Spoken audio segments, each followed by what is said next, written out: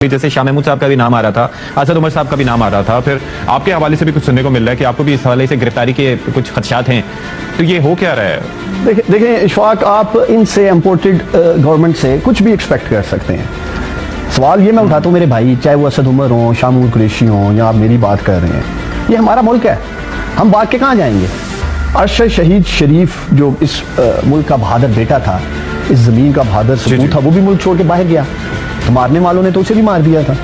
तो मैं ये समझता हूं, जो मैं आपसे पहले भी बात कर रहा था, कि अगर आइन और कानून की बालादस्ती के लिए, हकीकी आज़ादी के लिए अपने कप्तान इमरान खान के साथ डट के खड़े होने की सजा ये है कि हमें जेलों में डाला जाएगा, हमें टॉर्चर किया जाएगा, तो प्यार है इससे लिए यार।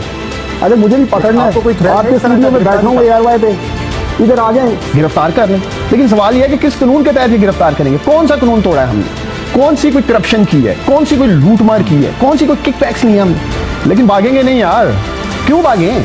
क्या 75 साल पहले ये मुल्क हमारे आबा-ओ-अजदाद ने, आपके आबा-ओ-अजदाद ने, हमारे फाउंडिंग फादर्स इलामा इकबाल, कायदे आज़म ने इस दिन के लिए हासिल किया था कि हम अपना पाकिस्तान इनके खौफ से, डर से छोड़ के भाग जाएं दूसरे मुल्कों में? यार बेहतर है पकड़ ले, डाल दें अंदर, फिर क्या कर सकते हैं?